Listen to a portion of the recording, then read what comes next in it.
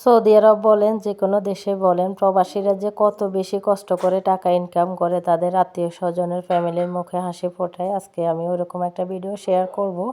মরুভূমিতে যারা জব করে, যারা চাকরি করে, এক কথায় বলতে গেলে মাজরার বিষয় যারা আসে, যারা ওই কাজগুলো করে, তাদের যে কীরকম কষ্ট, কত কষ্টের মধ্যে তারা থেকে যে টাকা ইনকাম করে ফ্যামিলির জন্য পাঠায়, আজকে ওইরকম একটা ভিডিও শেয়ার করব আপনাদের সাথে। আশা করি আপনারা সবাই উপভোগ করবেন, সবাই জানতে পারবেন বিষয়টা। আসসালামু আলাইকুম, হ্যালো এভরিওয়ান, আমি সাধনা সৌদি থেকে বলছি। আশা করি আপনারা সবাই আল্লাহর রহমতে ভালো আছে। আমিও আলহামদুলিল্লাহ মোটামুটি ভালো আছি। সৌদি আরবে আসার পর থেকে আমি যতগুলো ব্লগ ভিডিও শেয়ার করেছি, তো এটা একটু অন্যরকম, একটু বলতে পুরোটাই অন্যরকম। তো আমার জানার পরিসীমার মধ্যে যতটুকু সম্ভব আমি আপনাদের সাথে শেয়ার করি। ভুল ত্রুটি হলে আপনারা ক্ষমা সুন্দর দৃষ্টিতে দেখবেন।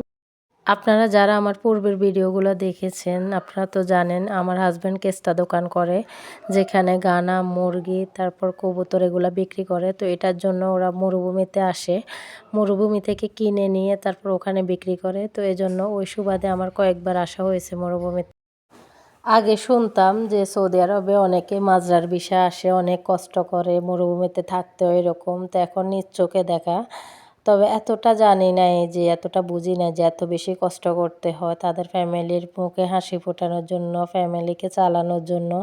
এত বেশি কষ্ট তারা নিঃশব্দে করে যাচ্ছে, কেউ জানতেও পারে না, হাসি মুখে করে যাচ্ছে, কাউকে শেয়ারও করতে পারে না।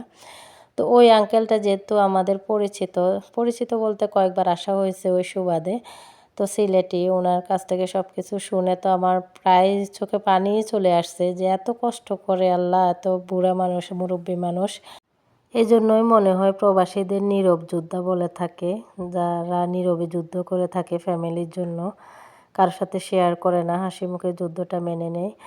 তো এখানে মরুভূমিতে সৌদিয়ানরা আসলে অনেক বেশি জায়গা জুড়ে অনেকে অনেক কিছু পালে, কেউ শুধুমাত্র গানাম পালে, কেউ মুরগি পালে, কেউ ওট পালে, এরকম। যেহেতু জায়গার অভাব নাই, এখানে দেখতে পাচ্ছেন অনেক মুরগি, টার্কি মুরগিও আছে, বিভিন্ন প্রজাতির মুরগি। দেশি মুরগিগুলো অনেক বেশি।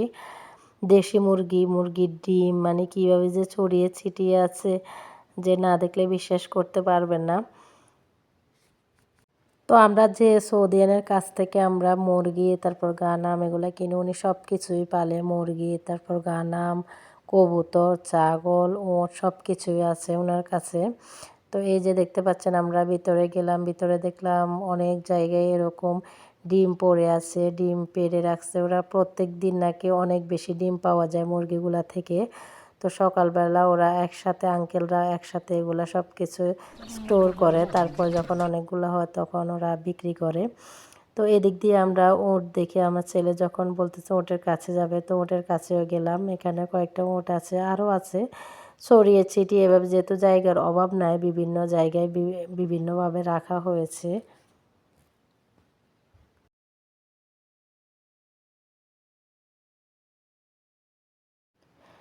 এ পাশে শুধু ছাগলগুলা, বিভিন্ন প্রজাতির ছাগল আছে এখানে।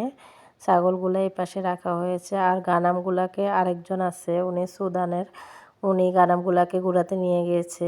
ঘোরাতে নিয়ে যায়, প্রত্যেকদিন বিকেলবেলা নাকি ঘাস খাওয়া, এগুলো এভাবে করে একদিন ছাগল একদিন গানামগুলা নিয়ে উনি ঘুরতে যায়। এটাই ওনার ডিউটি মূলত। আর সব কিছু বাংলাদেশি যে আঙ্কেল আছে, উনি সব কিছু হ্যান্ডেল করে। তো উনি বলতেছে যে মা, মানে কাজ তো ব্যাপার না, কাজ তো করাই লাগে, কষ্টটা হয় খাওয়া দাওয়ায়, আর কষ্টটা হয় গরমে আর শীতে। কারণ খাওয়া দাওয়া বলতে আমরা তো বাংলাদেশি মানুষ, আমরা সবাই জানি আমরা মাছে ভাতে বিভিন্ন রকমের আইটেম দিয়ে আমরা ভাত খাই। তো এখানে তো ওরকম সুযোগ নাই, সুযোগ নাই বলতে একবারে নেই। ইচ্ছা করলেও বাংলাদেশি কোনো মাছ, বাংলাদেশি কোনো সবজি খাইতে পারে না।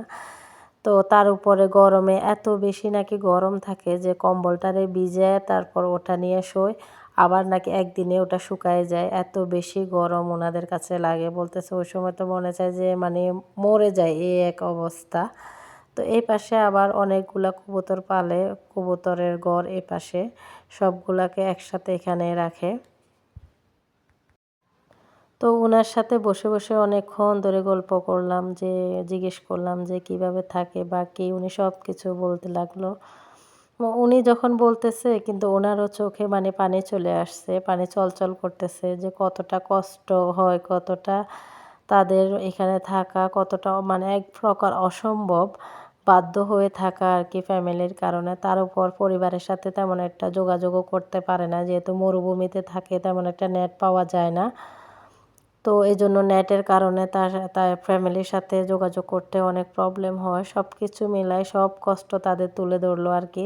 তো তখন বুঝলাম যে কেন আমি বাংলাদেশে থাকতে অনেকে যে বলতো যে মাজরার বিষয় অনেক কষ্ট, মাজরার কাজগুলো অনেক কষ্ট। তখন বুঝতে পারলাম যে আসলেই এতটা কষ্ট হবে অনুভবও করতে পারি নাই, কল্পনাও করতে পারি নাই। এখানে আসার পর ওনার মুখ থেকে শোনার পর সব কিছু দেখার পর তখন বুঝতে পারলাম। তো এই পাশ দিয়ে আমরা খরগোশও দেখলাম যে অনেকগুলা খরগোশও আছে। তো এই সৌদিয়ান নাকি অনেক বেশি শৌখিন। পাশে তার রেস্তোরাঁও আছে। এখানে নাকি প্রত্যেক শুক্রবারে আসে। এই যে এই ভাঙাচোরা ঘরটা দেখতেছেন, ওইখানেই ওই আঙ্কেল আর হচ্ছে সুদানের যে লোকটা ওনারা থাকে। এই পাশে হচ্ছে ওনাদের রেস্তোরাঁ, যে গাছপালা দেখতে। তো রেস্তোরাঁর ভিতরে আমরা গিয়েছি, আপনাদের সাথেও শেয়ার করব ভিতরটা কেমন। তো আগে আঙ্কেলের ঘরটা শেয়ার করি। এই যে আঙ্কেলের ঘর হচ্ছে একজন নাকি এখানে বাইরে থাকে, আরেকজন ভিতরে থাকে, আর অতিরিক্ত ঠান্ডা হলে দুজনে ভিতরে থাকে। একবারে ভাঙাচোরা বললে চলে। এই যে দেখতে পাচ্ছেন ভিতরে অনেকগুলা ছিদ্র আছে। আমি বললাম যে উনি আমাকে বলতেছে যে এই ছিদ্র দিয়ে শীতকালে এত বেশি ঠান্ডা আসে। তো আমি বললাম যে আপনি আপনার মালিককে বলেন না কেন যে এগুলা সারিয়ে দিতে, অন্ততপক্ষে ঘর নতুনভাবে না করলেও তো যে যে ছিদ্রগুলো আছে বা যেখান দিয়ে ভাঙাচোরা আছে ওগুলো তো রিপেয়ার করে দেওয়া দরকার। তো বলতেছে যে বলি, সবসময় বলি করবে করবে করে আর কি ওদের তো কথার কোনো ইয়া নাই, করবে করবে বলেই দিন চলে যাচ্ছে। তো এটা হচ্ছে রেস্তোরাঁটা যেখানে ওরা আসে আড্ডা দেয়, ওরা আসে সময় কাটায়। তো আমরা ভিতরে গেলাম, যেহেতু সৌদিয়ানও আমাদের পরিচিত। এই যে এই ঘরটাতে তারা বসে আড্ডা দেয়। ওরা এখানে রান্না বান্না করে অনেক সময় নিয়ে আসে, আবার অনেক সময় কিনেও নিয়ে আসে। সারাদিন ভরে চা কফি খায়, তারপর সারাদিন ভরে আড্ডা দেয়। ওনার ওয়াইফও নাকি আসে মাঝে মাঝে। তো পাশে একটা কিচেন রুমও দেখলাম। তো ওখানে ফ্রিজ চুলা সব কিছুই আছে, যখন যেটা প্রয়োজন হয় ব্যবহার করে। তো অনেক জিনিসপত্রই আছে বাসা বাড়ির মতো। তো বাইরের দৃশ্যটা আমার কাছে অনেক বেশি ভালো লেগেছে, যেহেতু অনেক গাছপালা অনেক সুন্দর, ক্লিন করে রাখা। তো বাংলাদেশ বাংলাদেশ মনে হচ্ছে। তো এই যে আঙ্কেলের সাথে আমরা যাওয়ার আগেও আরেকবার অনেকক্ষণ কথা বললাম। তো উনিও কথা বলতেছে, মনের দুঃখ হয়তো কারোর সাথে শেয়ার করতে পারে না, এই জন্য আমরা আমরা যেহেতু একটু পরিচিত হয়েছি তো এই জন্য বলতেছে, শুনতেছি, ভালোই লাগছে। আসলে আল্লাহ তাআলা যে কাকে কিভাবে কষ্টে রেখেছে না দেখলে বোঝা যায় না। আমরা সবসময় আমাদের নিজেদের কষ্টটাকে অনেক বেশি বড় মনে করি। তো ওনাদের কষ্ট দেখলে আসলে মনে হয় যে আমাদের নিজেদের কষ্ট কিছুই না। তো আল্লাহ তাআলা ওনাদের কষ্টগুলা দূর করে দেখ, আমিন। আমরা এই দোয়াই করতে পারি। তো আমার জন্য দোয়া করবেন, আমি যাতে খুব তাড়াতাড়ি সুস্থ হতে পারি। আপনাদের জন্য অনেক বেশি দোয়া রইল।